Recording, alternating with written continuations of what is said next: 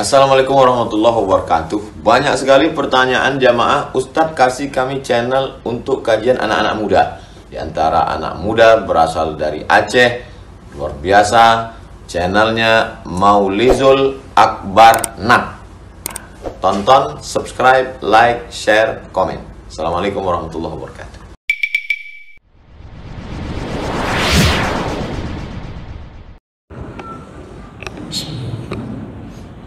Assalamualaikum warahmatullahi wabarakatuh. Alhamdulillahirabbil alamin. Hamdan katsiran tayyiban mubarakan fihi. Asyhadu an la ilaha illallah wahdahu la syarika lah. Wa asyhadu anna Muhammadan 'abduhu wa rasuluhul karim. Allahumma shalli wa sallim على نبينا وسيدنا المصطفى محمد وعلى آله وأصحابه أجمعين أما بعد رب اشرح لي صدري ويسر لي أمري واحلل عقدة من لساني يفقه قولي. Segala puji bagi Allah, kemudian salawat dan salam kepada Rasulullah, pada keluarga dan seluruh sahabat-sahabatnya.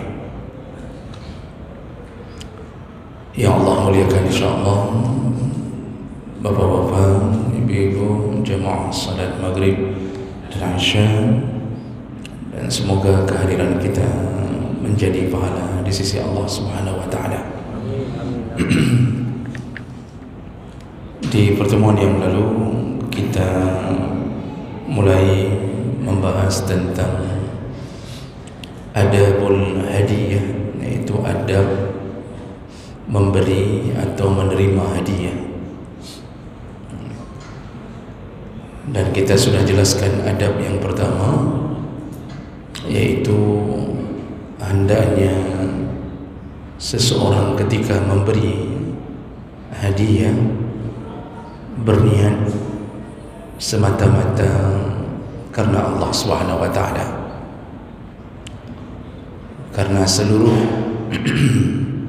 pergerakan kita, perbuatan kita, kalau diniatkan selain kepada Allah, maka kita hanya mendapatkan keinginan dunia, tapi tidak mendapatkan balasan dari Allah Subhanahu wa ta'ala. Dan kita sudah jelaskan bahwa orang memberi hadiah niat macam-macam. Jadi ada yang memberi hadiah karena ingin mendapatkan dunianya. Apakah memberi hadiah kepada pejabat supaya diberikan kedudukan? Apakah dia memberi sesuatu kepada temannya agar temannya membalas kebaikannya? Jadi semua niat-niat itu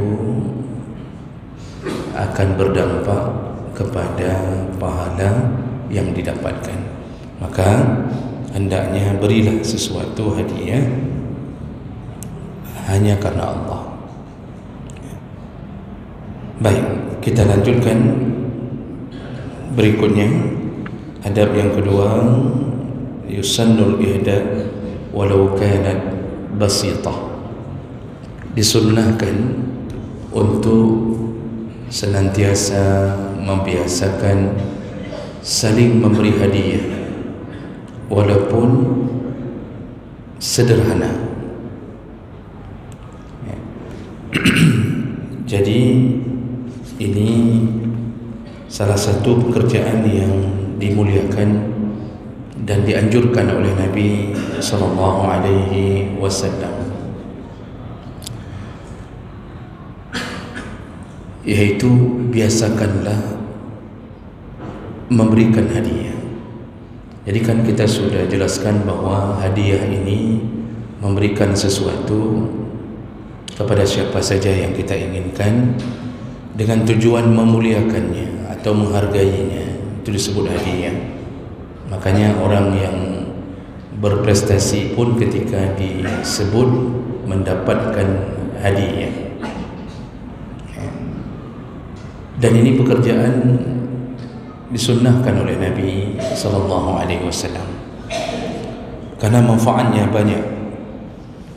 Rasulullah sallallahu alaihi wasallam menyebutkan dalam salah satu hadis dari Abi Hurairah radhiyallahu anhu, kata Rasulullah, tahadu tahabu, saling memberi hadiahlah engkau, karena itu akan membuat tumbuhnya rasa cinta di antara kalian. Jadi yang suruh saling memberi itu Rasulullah sallallahu alaihi wasallam. Dalam hadis lain Rasulullah sallallahu alaihi wasallam menyebutkan juga melalui hadis Abi Hurairah, tasafahu yuzhibu al-ghil. Pertama Rasulullah mengatakan berjabat tanganlah kalian atau seringlah kalian berjabat tangan, karena itu akan menghilangkan kedengkian. Jadi ini suruhan pertama oleh Nabi, sunnah ketika bertemu berjabat tangan, karena berjabat tangan itu salah satu manfaatnya menghilangkan kedengkian. Orang yang berjabat tangan, kata Nabi, sesama mukmin, dia berjabat tangan karena cintanya di atas nama iman, maka berguguranlah dosa ketika dia memegang tangan mukmin yang lain. Berguguranlah dosa, tapi dosa kecil, Pak. Jadi tidak bisa gugur dosa makan riba, berzina, judi online hanya dengan berjabat tangan. Jadi dah main judi, kita salami orang keluar dari tempat main judi, gugur dosa wahana. Maksudnya dosa kecil gugur dengan berjabat tangan. Itu hadis sahih. Jadi berjabat tangan ini boleh kapanpun, dimanapun. Nah, kalau ada orang yang mengatakan bolehkah berjabat tangan setelah salat, tidak ada hadis yang melarang, juga tidak ada yang menyatakan khusus bahwa disunnahkan berjabat tangan setelah salat, tidak ada juga. Tapi hadisnya umum, artinya kapanpun, dimanapun bertemu dengan mukmin itu sunnah berjabat tangan. Maka setelah salat pun boleh, cuma jangan habis salat berjabat tangan yang kira-kira mengganggu orang. Ada orang yang kadang-kadang berjabat tangan setelah salat, sedangkan temannya sedang berzikir, sedang menghitung subhanallah subhanallah, kagak jauh-jauh, tidak dikasih tangan, tak enak rasanya, seakan-akan sombong. Ketika dikasih tangan pun kita tidak tahu lagi bilangannya berapa. Jadi jangan jabat tangan kepada orang yang sedang menghitung zikirnya. Kita culuk-culuk, kita paksa orang, kita pegang tangannya. Orang sedang hitung zikir, sedang berzikir. Begitu di tangan, begitu dia lepas tangannya, karena kedua holi, hoka pun, kaleplu limangga, hoka. Jangan lihat-lihat, Pak. Jangan jabat tangan orang setelah salat ketika dia sedang berdoa. Kita sedang berdoa, kasih jabat tangan. Kasih jabat tangan, tidak dikasih, takut tak enak, dikasih pun tertinggal sebelah di sini. Jadi lihat-lihat, jabat tangan tu baik, cuma lihat-lihat. Dan tidak ada pun dalil khusus yang mengatakan berjabat tanganlah setelah solat, tidak ada. Dia umum, hadisnya umum, kapan pun, dimanapun, cuma lihat kondisi. Paling bagus ketika bertemu jabat tangan. Kalau bertemunya sesekali sebulan sekali, atau sudah lama pergi tak nampak, tiba-tiba bertemu, itu malah disunnahkan untuk menempelkan pipi dengan pipi. Sunnah ta'anuq al-mu'anaqah, menempelkan unuk dengan unuk, leher dengan leher. Itu kalau sesekali bertemu. Di Arab itu, di seluruh Arab itu biasa, bertemu sesekali langsung tempel pipi dengan pipi. Cuma di kita masih baru mengenal dunia itu. Jadi waktu kita ajak tempel pipi dengan pipi, masih terasa agak canggung, sungkan. Apalagi ada kabar-kabar bahwa LGBT sedang merebak. Padahal itu sunnah. Kalau bertemunya sesekali itu sunnah, berpelukan lalu menempelkan pipi dengan pipi sunnah, Pak. Tapi agam-agam, Pak, agam-agam, laki dengan laki. Baik nak tempel pipi dengan urina. Ini ceritanya laki dengan laki. Sunnah, Pak. Berpelukan itu kalau begini saja gugur dosa, apalagi ketika kita memeluk saudara kita. Dan itu Nabi melakukan dengan sahabat. Nabi itu paling bagus menjaga perasaan. Dalam banyak hadis disebutkan beliau itu kalau pergi dengan sahabatnya, dia pegang tangannya dan dia tak akan lepaskan tangan sahabatnya ini sampai sahabat itu melepaskannya lebih dahulu. Jadi Nabi kalau jalan dengan sahabat, ada beberapa hadis saya baca itu, beliau pegang, berjalan pegang tangan, Pak. Kalau sekarang tak berani lagi kita lakukan itu, Pak. Langsung difoto, disebarkan di Facebook, bahwa ini pasangan homo, maksudnya. Karena fitnah sekarang luar biasa. Jadi jemaah melakukan Allah, Rasulullah menyuruh hal seperti ini. Lalu disambung oleh Nabi, watahadu watahabu. Disambung lagi, salinglah kalian memberi hadiah, karena itu akan menimbulkan rasa cinta. Watazhabu as-sahna, selain menimbulkan rasa cinta juga menghilangkan syahna. Syahna itu kebencian, permusuhan.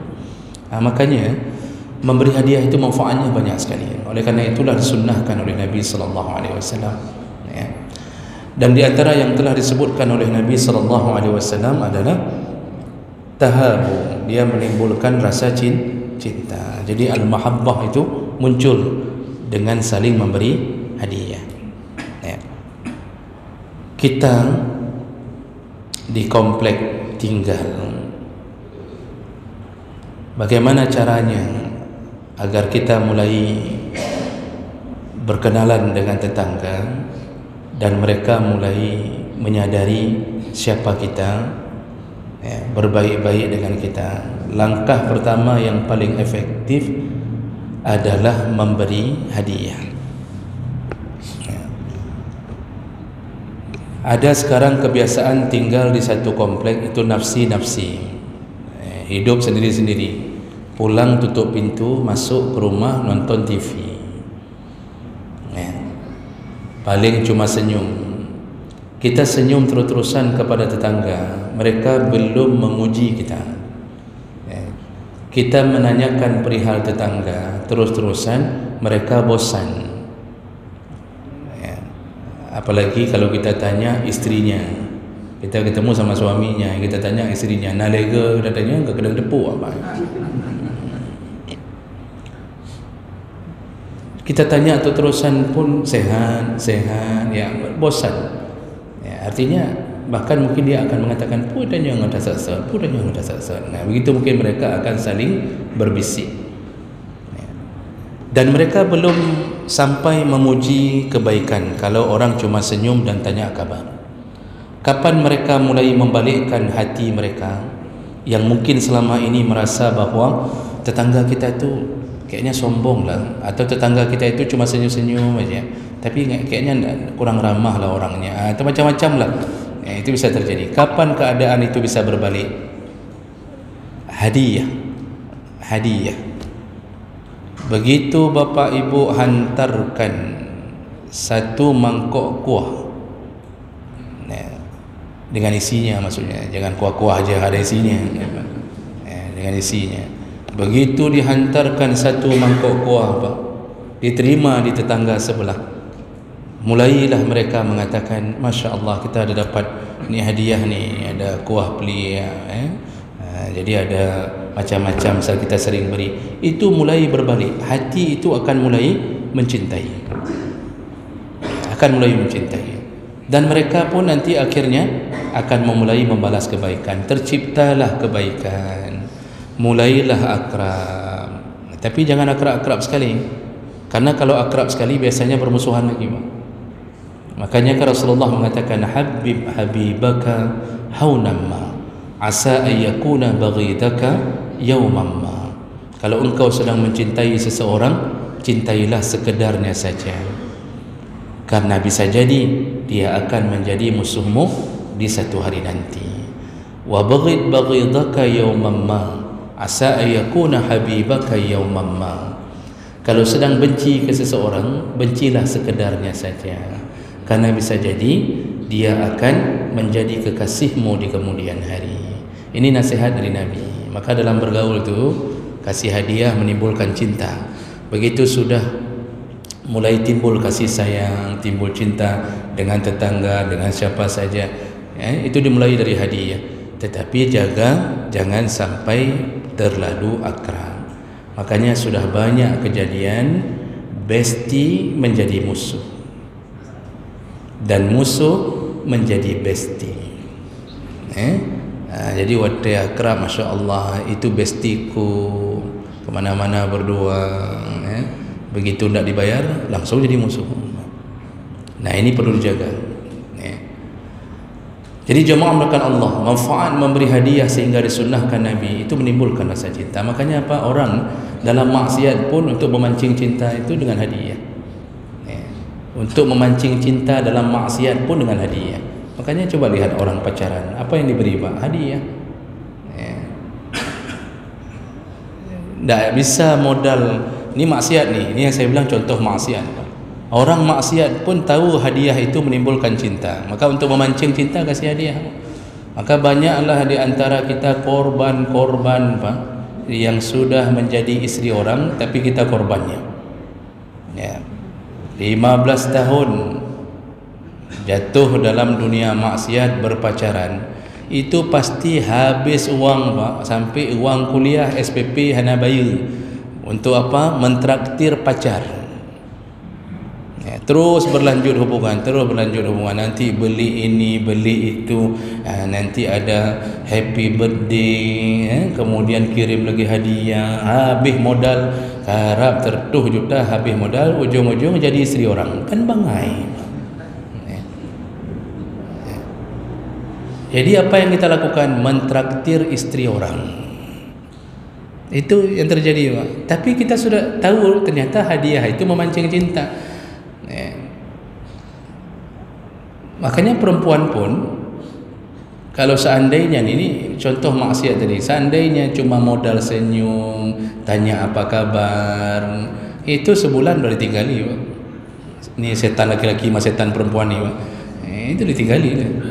Tapi kalau sudah mulai memberi hadiah, itu sudah, walaupun tak senyum-senyum, tak tanya-tanya, tapi selalu hadiah datang lagi kunci mobilnya entah di mana, tak tahu kunci mobil, itu menimbulkan cinta. Itu dalam maksiat saja bisa menimbulkan cinta, karena dia dibumbui oleh syaitan.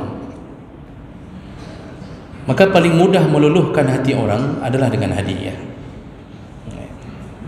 Dan Rasulullah SAW juga menyebutkan wa tazahabu asyahna, orang yang sering memberi hadiah maka hilanglah asyahna, kebencian. Syahna itu berujung ke memutuskan silaturahim. Silaturahim bisa tersambung dengan mudah kalau melalui hadiah. Kita bisa tidak ketemu sama adik kita bertahun-tahun, atau kita sering mungkin tidak datang ke rumahnya, tapi kita tak pernah melupakannya di saat kita punya sesuatu. Kita pergi umrah, kita beli baju, jubah, kita berikan untuk anak-anaknya, Pak. Kita tak pernah ketemu, kalau mungkin dia tinggal agak susah kita temui, tapi tak pernah mereka merasa bahwa abangnya telah membencinya selama hadiah itu tetap mengalir. Jadi kalau bayangkan, Pak, pergi umrah, bawa pulang cuma beberapa butir kurma, kemudian ada sedikit air zam-zam, ditambah dengan baju jubah, kan, itu adik kita itu langsung menghubungi kita, terima kasih ya bang. Itu dah walaupun bertahun-tahun tak ketemu, tapi hadiah mengawali semuanya. dan mewakili semua perasaan. Kita pergi ke Jakarta, kita bawa pulang apa kepada tetangga, itu walaupun mungkin kita hari-hari jarang bertemu karena sibuk, tapi hadiah sudah cukup untuk membuat orang mengatakan Masya Allah kita dapat hadiah lagi. Itu cinta timbul, dan kita tidak ada usaha untuk memutuskan hubungan karena hadiah selalu menutupi keinginan-keinginan untuk memutuskan silaturahim. Ini hebatnya memberi hadiah. Jadi kemanapun, dimanapun disunnahkan beri hadiah. Nah, tadi disebutkan dalam judul walau kanat basita, walaupun hadiah itu sederhana. Jadi maksudnya begini, jangan sampai kita merasa kalau hadiahnya kecil kita tak mau kasih. Kan sering kita punya perasaan beg tajuk hai hana mangan, jangan kasih, tak enak sikit kali sebab, sehingga kita tak pernah kasih kerana selalu merasa sikit. Nabi SAW menyebutkan dalam satu hadis, ya nisa al-musliman, kata Rasulullah SAW, wahai perempuan-perempuan yang muslimah. Nah, ini kenapa Nabi sebut muslim, panggilan kepada perempuan, karena ini berurusan kebiasaannya kepada perempuan, karena urusan memberi hadiah di rumah, kuah macam-macam itu urusannya banyak di perempuan. Jadi kata Rasulullah SAW, wahai perempuan-perempuan yang muslimah, la tahkiranna jaratan li jaratiha walau kana firsina syad. Janganlah engkau meremehkan pemberian hadiah kepada tetangga walaupun yang engkau beri cuma firsina syad, walaupun cuma seekor kaki kambing. Jadi misalnya orang Arab itu ada salah satu bentuk masakannya namanya kawari'. Kawari' itu yang dimasak gatok. Gatok apa bahasa Indonesia? Gatok apa sering makan kan, bakso gatok. Yang gatok apa bahasa Indonesia apa? Ini serius saya tak tahu ni. Mata sapi. Oh, mata kaki. Okey, mata sapi bukan je mata sapi. Jadi Rasulullah mengatakan, terima kasih banyak.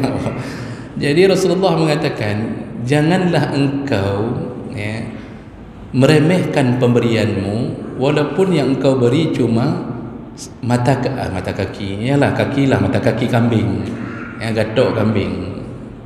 Ini ada dua makna, baik yang memberi ataupun menerima, al-muhdi wal muhda ilaih.